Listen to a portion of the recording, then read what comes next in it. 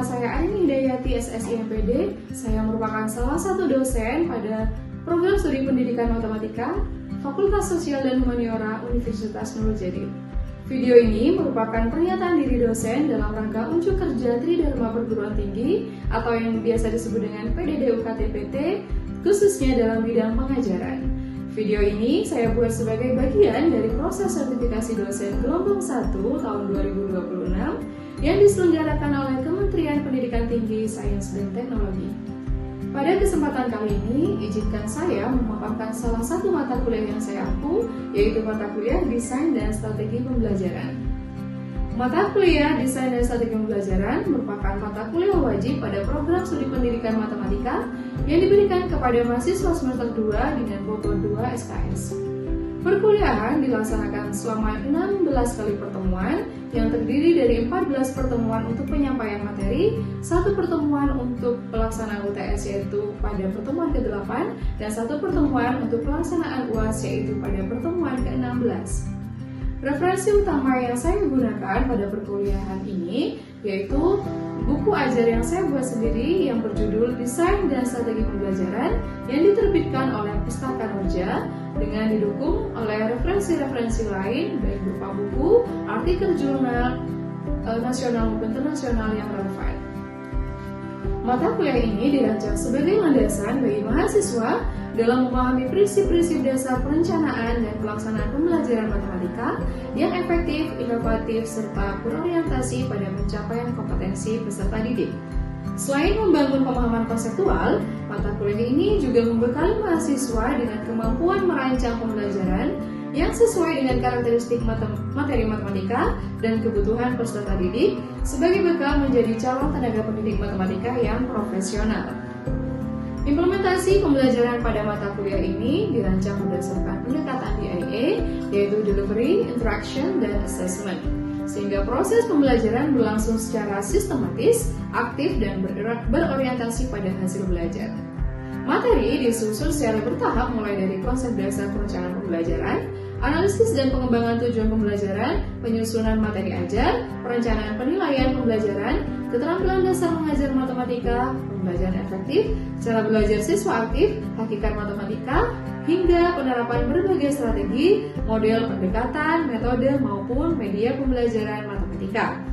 Penyampaian materi dilakukan melalui kombinasi ceramah interaktif yang dipadukan dengan presentasi menggunakan media PowerPoint atau PPT, video pembelajaran interaktif, serta contoh-contoh penerapan dalam konteks pembelajaran matematika di sekolah.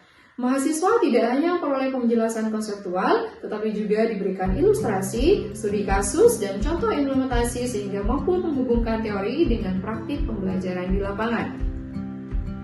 Proses pembelajaran dirancang untuk mendorong keterlibatan aktif mahasiswa melalui diskusi kelompok, tanya jawab, presentasi, refleksi, dan penyelesaian tugas secara kolaboratif maupun individu. Interaksi tidak hanya terjadi antara dosen dan mahasiswa, tetapi juga antar mahasiswa melalui kegiatan berbagi gagasan, menganalisis permasalahan pembelajaran matematika, memberikan umpan balik terhadap hasil kerja kelompok, serta mendiskusikan alternatif strategi pembelajaran yang sesuai dengan karakteristik materi dan peserta didik. Pendekatan ini bertujuan mengembangkan kemampuan berpikir kritis, komunikasi akademik, kolaborasi, kreativitas, dan pemecahan masalah yang menjadi kompetensi penting bagi calon guru matematika. Dengan demikian, mahasiswa memperoleh pengalaman belajar yang lebih bermakna karena berperan sebagai subjek aktif dalam proses pembelajaran, bukan hanya sekedar penerima informasi. Evaluasi dilakukan secara berkelanjutan untuk mengukur capaian pembelajaran mata kuliah atau CPMK. Penilaian tidak hanya menitik beratkan pada hasil akhir, tetapi juga memperhatikan proses belajar mahasiswa melalui berbagai bentuk penugasan yang dirancang untuk mengukur kemampuan memahami konsep dan menganalisis permasalahan pembelajaran. Komposisi penilaian terdiri atas tugas sebesar 48%, UTS sebesar 24%, dan UAS sebesar 28%. Penugasan diberikan dalam bentuk analisis kasus, presentasi, maupun kegiatan refleksi sehingga mahasiswa memperoleh kesempatan untuk menerapkan konsep yang telah dipelajari. Sementara itu, UTS dan UAS digunakan untuk mengevaluasi penguasaan konsep kemampuan analisis, serta keterampilan mengintegrasikan berbagai strategi pembelajaran dalam konteks pembelajaran matematika. Melalui sistem penilaian yang komprehensif tersebut, diharapkan mahasiswa mampu mencapai kompetensi yang telah ditetapkan dan memiliki kesiapan untuk merancang, melaksanakan, dan mengevaluasi pembelajaran matematika, serta secara profesional sesuai dengan tuntutan dunia pendidikan abad ke-21, sehingga dapat meningkatkan kualitas proses pembelajaran di sekolah. Berikut adalah cuplikan video pembelajaran yang saya lakukan di kelas pada pertemuan ke-15 dengan materi media pembelajaran matematika. Selamat menyaksikan. Ya, selamat pagi teman-teman semua. Pagi ya, bagaimana kabar teman-teman hari ini? Alhamdulillah, saya doakan semoga kita semua senantiasa dalam lindungan Allah Subhanahu wa taala supaya kita bisa mengikuti perkuliahan pada pagi hari ini dalam keadaan sehat dan prima tentunya. Ya, teman-teman, apakah sudah dipelajari materi yang saya berikan? Iya, buku referensinya sudah dibaca? Oke, hari ini kita akan membahas apa? Media pembelajaran matematika. Apakah sudah tergambar di pikiran teman-teman kira-kira apa sih yang akan kita bahas?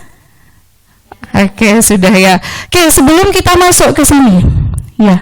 Oh ya, sebelumnya jangan lupa absen di e-learning masing-masing ya.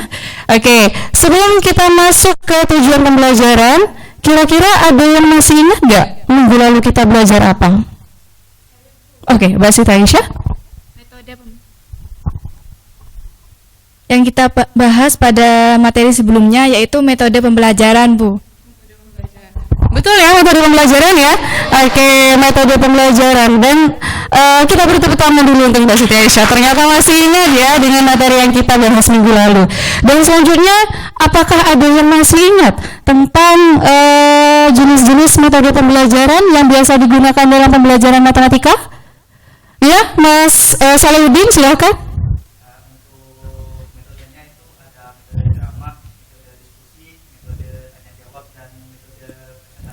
Betul?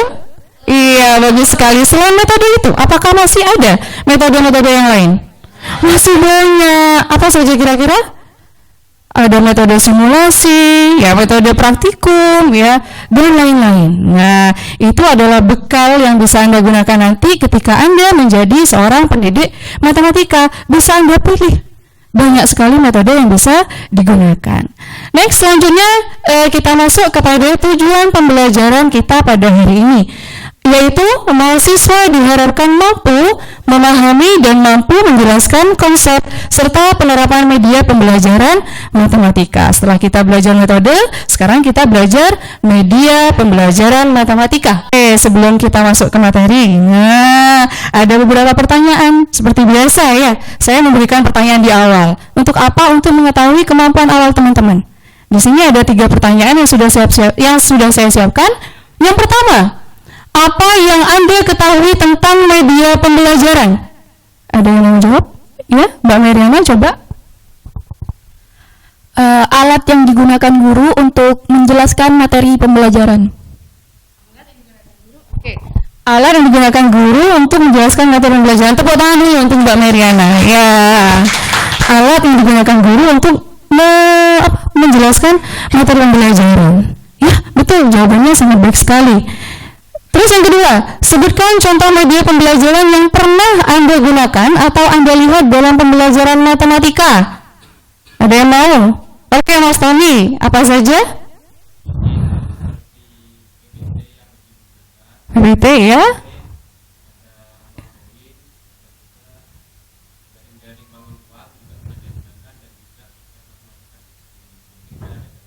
Bagus sekali, tepuk tangan, banyak ya jawabannya. Ada yang pertama tadi apa, Mas? PPT. Contohnya mana? Ada di depan. Terus yang kedua? Game matematika. Ada yang sudah pernah menggunakan? Bahkan pernah membuat. Iya, dengan mata kuliah teknologi pembelajaran, ya. Terus yang ketiga ada uang koin. Kapan biasanya Anda menggunakan uang koin itu? Pada materi apa? Statistika, peluang. Nah, betul, masih ingat ternyata. Terus, apalagi tadi, Mas? Jaring-jaring bangun uang itu untuk mempelajari materi apa? Geometri, bagus. Terus yang terakhir ada apa? Software matematika. Pernah menggunakan? Apa contohnya? GeoGebra dan lain-lain. Ada MATLAB, GeoGebra dan lain-lain ya. Banyak sekali. Nah, ternyata teman-teman sudah pada pintar semua ya. Dan yang terakhir nih, mengapa media pembelajaran penting dalam pembelajaran matematika? Ada yang berani jawab? Oke, Mbak Safira. Nah, ini kebetulan adalah guru ya, sudah ngajar BMI. Mbak Safira, apa?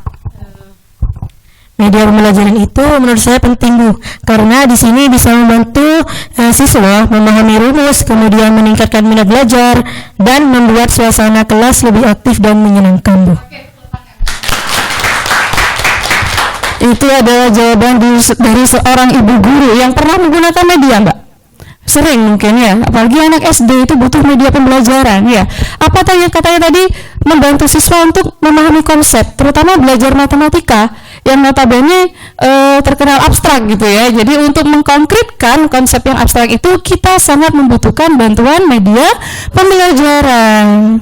Mbak Safira pernah ya pakai media pembelajaran? Iya, gimana siswanya? Tertarik? Senang?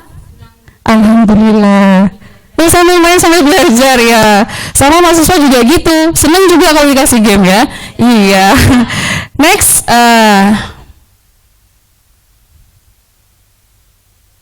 nah kita sudah mulai masuk kepada definisi media pembelajaran. Apa sih media pembelajaran?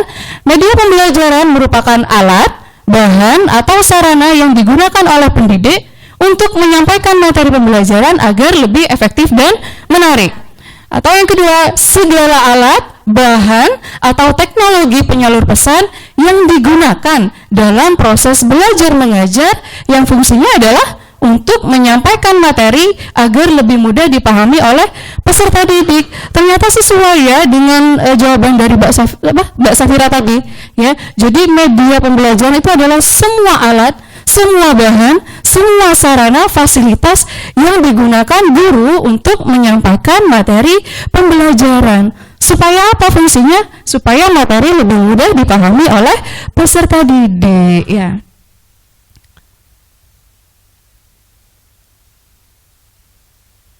Terus di sini juga ada beberapa manfaat media pembelajaran. Yang pertama, mempermudah pemahaman konsep seperti yang sudah kita bahas tadi, terutama dalam pembelajaran matematika yang konsepnya banyak yang abstrak. Nah, siswa kadang kan bingung ya.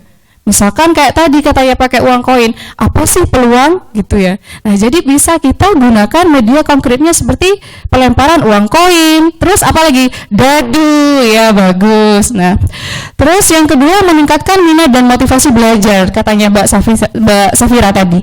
Ya, bandingkan ketika ada dua orang guru atau pendidik yang mengajarkan materi yang sama, yang satunya pakai media, yang satunya hanya pakai ceramah saja. Kira-kira siswa lebih tertarik yang mana? Iya, yang pakai media. Iya. Sama dengan saya misalkan Bu Arini ceramah aja gitu ya, gak ada tampilan yang menarik ya. Udah gurunya cemberut gitu ya. Nah, makanya dibutuhkan bantuan media untuk membuat suasana kelas lebih hidup. Ya, begitu. Setuju ya? Oke. Next, yaitu untuk mengakomodasi berbagai gaya belajar siswa. Kita ketahui bahwa masing-masing siswa itu memiliki gaya belajar yang berbeda. Ada apa tadi? Visual, ada auditori, ada kinestetik ya. Jadi bagaimana kita sebagai guru bisa memilih media yang cocok supaya bisa diterima dengan siswa yang gaya belajarnya berbeda. Ya, seperti itu. Terus yang terakhir yaitu mendukung pembelajaran mandiri. Maksudnya bagaimana? Bahwa media pembelajaran itu bisa membantu siswa mempelajari suatu materi secara mandiri. Contohnya apa? Nah, video YouTube pembelajaran seperti yang sering saya kirim ya. Kalau Bu Arini kadang nggak bisa masuk secara luring, saya kirim video pembelajaran. Teman-teman sudah bisa mengakses itu di YouTube atau di e-learning. Jadi dari video pembelajaran saya, video penjelasan saya, diharapkan teman-teman bisa memahami materi yang dibahas. Nah, seperti itu. Ataupun media cetak seperti LKS, buku ya, yang biasanya digunakan oleh teman-teman di sekolah, bahkan di perguruan tinggi, di situ kan sudah bisa membaca ya apa-apa materinya, apa-apa langkah-langkah pembelajarannya. Jadi teman-teman tanpa harus selalu dipandu oleh guru, teman-teman sudah bisa mempelajari materi yang harus dipahami. Nah, seperti itu ya. Next. Kita masuk kepada jenis-jenis media pembelajaran matematika. Jadi jangan takut Anda calon pendidik matematika, jangan takut Anda tidak akan disenangi oleh siswanya. Sekarang guru matematika sudah banyak dicintai ya oleh para peserta didiknya. Mbak Safira gimana? Disenangi nggak sama siswanya? Alhamdulillah ya. Kenapa? Karena kita punya bekal media pembelajaran yang bisa kita gunakan ketika proses pembelajaran.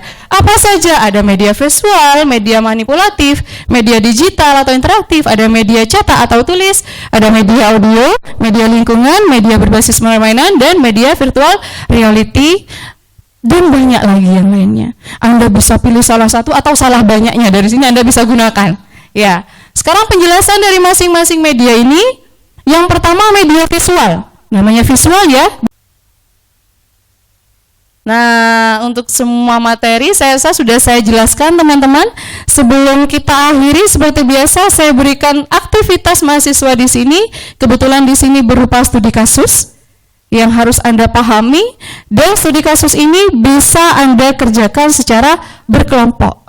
Gitu ya. Oke. Nah, supaya cepat saya bagi menjadi 3 kelompok saja, ya. Kelompok 1, kelompok 2, dan kelompok 3. Ya, seperti itu. Apa studi kasusnya? Di sini ada suatu kasus bahwa seorang guru matematika mengajar materi bangun datar di kelas 7 SMP. Selama pembelajaran, guru hanya menggunakan buku paket dan menjelaskan di papan tulis saja, sehingga sebagian besar siswa terlihat kurang antusias dan beberapa siswa kesulitan membedakan antara sifat-sifat persegi, persegi panjang, dan jajar genjang. Dan nilai kuis yang mereka dapatkan menunjukkan bahwa hanya 55% siswa mencapai KKM. Nah, apa yang ingin dilakukan guru? Guru ingin memperbaiki pembelajaran dengan menggunakan media pembelajaran yang lebih menarik. Nah, tugas Anda harus menjawab beberapa pertanyaan yang sudah saya sajikan di sini. Ini tugas dikerjakan secara berkelompok ya. Tinggal ditulis saja di satu lembar kertas. Nah, tuh ada 4 pertanyaan yang harus Anda jawab. Yang pertama, Anda harus mengidentifikasi permasalahan terjadi pada kasus. Terus yang kedua, Anda pilih salah satu media yang menurut kelompok Anda paling cocok dengan kasus yang terjadi. Terus yang ketiga, jelaskan kenapa Anda memilih media yang Anda pilih.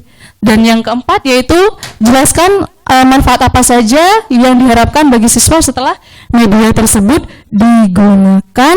Saya beri waktu 15 menit ya. Saya rasa cukup 15 menit untuk mendiskusikan dengan kelompok masing-masing. Karena ini waktunya terbatas, mungkin nanti akan saya pilih satu kelompok yang presentasi, kelompok lainnya memberikan tanggapan berupa kritik, saran, komentar, dan lain-lain. Ya, silakan dikerjakan dari sekarang, waktunya 15 menit.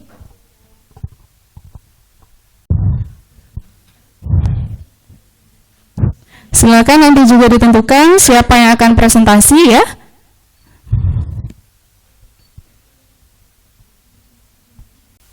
Oke, waktunya sudah selesai. Silakan semuanya menghadap ke depan.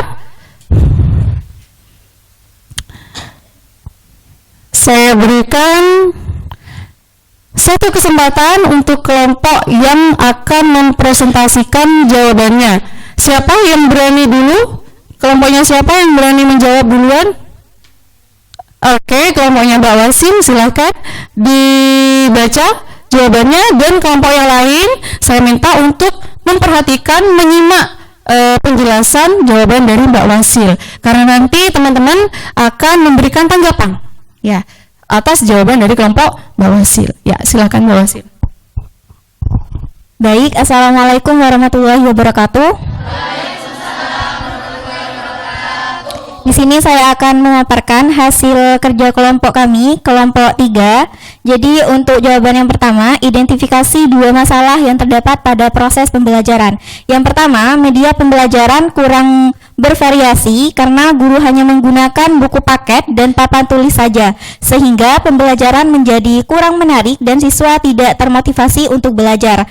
Lalu yang kedua, ada pemahaman konsep siswa masih rendah. Karena itu ditunjukkan dengan banyaknya siswa yang kesulitan membedakan sifat-sifat persegi, persegi panjang, dan jajar genjang, serta hanya 55% siswa mencapai KKM. Lalu yang kedua, di sini kami memilih media pembelajaran yang menurut kelompok kami paling sesuai untuk mengatasi masalah tersebut.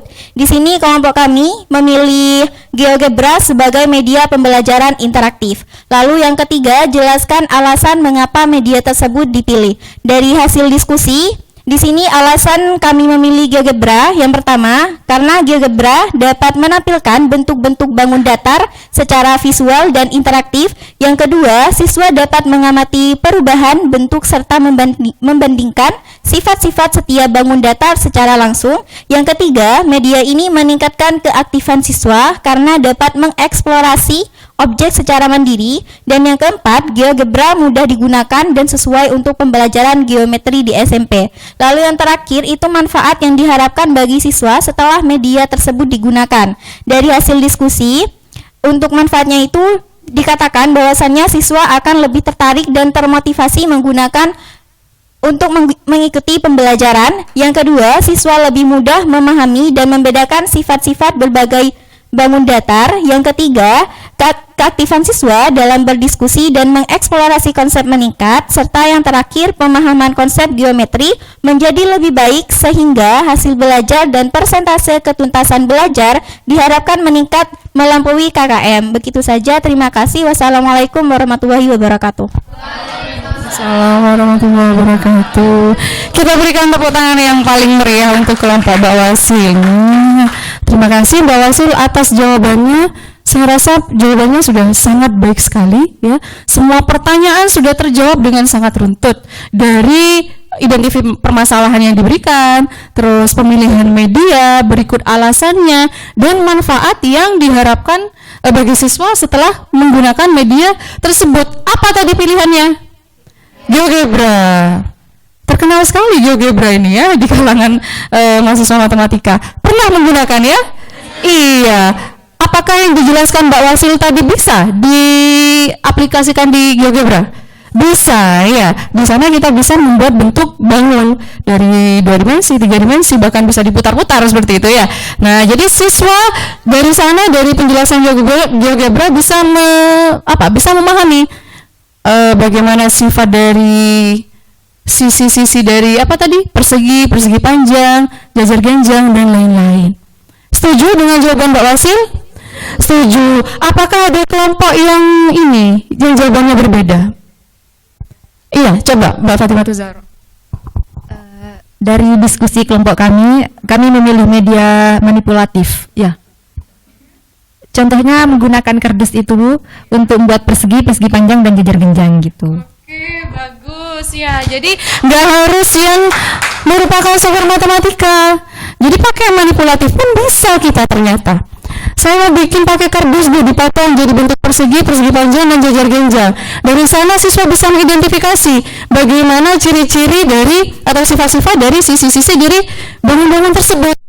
Kalau persegi cirinya bagaimana, semua sisinya sama. Kalau persegi panjang ada yang disebut sebagai panjang, lebar. Nah, kalau jajar genjang bagaimana, belah ketupat bagaimana, trapesium, layang-layang bagaimana, ternyata bisa Mbak ya. Ya, jadi nggak harus. Kalau Mbak sana juga punya jawaban sendiri. Yang ternyata manipulatif yang menangnya. Tapi yang jawab yang gagal nggak apa-apa. Semuanya benar ya. Kita bertepuk tangan lagi untuk jawaban kita semua ya. Ya, ternyata mahasiswa sudah bisa memberikan punya ide untuk kira-kira apa nih kalau ada kasus seperti ini di sekolah saya. Nah, saya akan menampilkan media terbaik gitu. Tadi rangkuman materi pada hari ini bahwa yang pertama, media pembelajaran adalah alat bantu dalam penyampaian materi. Ya. Yang kedua, media membantu pemahaman konsep, meningkatkan motivasi, dan mengakomodasi berbagai gaya belajar seperti katanya Mbak Safira ya. Terus yang ketiga, pemilihan media harus memperhatikan tujuan pembelajaran, karakter siswa, serta ketersediaan sarana. Yang tadi intinya jangan memberatkan diri. Kalau kita bisa pakai media yang sederhana, kenapa tidak? Nah, tapi supaya lebih menarik nanti ditingkatkan lagi, bervariasi. Gak harus manipulatif terus, gak harus software terus, gak harus game terus. Jadi siswa juga tahu, oh ternyata bahwa di matematika medianya itu banyak sekali, dari media sederhana sampai yang komplit, gitu ya. Nah, terus yang terakhir, penggunaan media perlu mengikuti prinsip relevansi, kesederhanaan, serta langkah-langkah yang sistematis. Supaya apa? Supaya media yang kita gunakan itu benar-benar mendukung ketercapaian tujuan pembelajaran. Di sini ada pertanyaan refleksi ya. Kalau barusan saya yang merangkum, sekarang teman-teman setelah pembelajaran coba kita tes pemahaman teman-teman. Nah, yang pertama di sini, apa media pembelajaran yang menurut Anda paling efektif untuk belajar matematika? Siapa yang mau jawab? Oke, Mas Akil lagi. Wah, ayo Mas Akil. Izin menjawab, Bu. Setelah yang telah kita pahami dari awal sampai terakhir, matematika kan merupakan pembelajaran yang sangat abstrak nih. Nah, jadi media pembelajaran yang menurut saya paling efektif itu media yang sangat media yang bisa interaktif, yang menggunakan visual ataupun alat peraga, yang tentunya peserta didik selain bisa melihat secara visual, mereka juga menggunakan visual itu mengotak-atik agar bisa lebih paham dan efisien. Oke, tangan untuk Mas Akil. Ya, Mas Akil pilihannya berarti tadi apa? Media peraga, oke. Media yang secara visual juga oke. Jadi semuanya disetujui oleh Mas Akil ya. Yang lain juga setuju? Ya, saya rasa semua media itu cocok ya, tergantung dengan konteksnya atau materi yang akan dijelaskan. Jadi makanya harus sesuai dengan tujuan pembelajarannya. Terus yang kedua, apa tantangan terbesar dalam penggunaan media pembelajaran di kelas kira-kira? Ayo, ada yang bisa menjawab tantangan apa kira-kira? Oke, Mbak Fatimah Zahra? Iya? Izin menjawab. Dari istilah yang saya pahami dari penjelasan Senyan dari tadi itu, tantangan terbesar dalam penggunaan media pembelajaran di kelas yaitu yang pertama, keterbatasan sarana atau fasilitas dari sekolah. Terus yang kedua itu kurangnya kreativitas guru dalam memanfaatkan media pembelajaran, dan yang ketiga itu kesiapan siswa dalam menggunakan media pembelajaran. Gitu. Terima kasih. Oke, itu adalah jawaban dari Mbak Fatimah Zahra. Ternyata banyak sekali tantangan dalam penggunaan media pembelajaran. Mungkin sebelum saya tutup perkuliahan untuk hari ini, mungkin ada pertanyaan? Sudah cukup? Bisa dipahami materi untuk hari ini? Iya, alhamdulillah teman-teman, ini adalah pertemuan kita yang keberapa? Ke-15, artinya materi terakhir ya. Artinya apa lagi minggu depan? Wah, sudah siap teman-teman? Siap. Ya siap lahir batin ya. Oke, ya mungkin cukup sekian penjelasan materi dari saya. Jangan lupa nanti presensinya di CD Learning ya.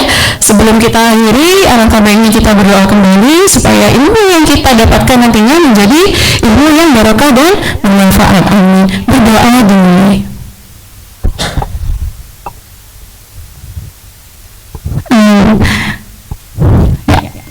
Terima kasih teman-teman atas kehadiran dan partisipasinya. Jangan lupa persiapkan diri untuk UAS minggu depan. Semoga Anda semua bisa memahami semua materi yang sudah kita pelajari dari awal pertemuan pertama hingga pertemuan ke-15 ya. Terima kasih. Mohon maaf apabila ada kesalahan. Wassalamualaikum warahmatullahi wabarakatuh.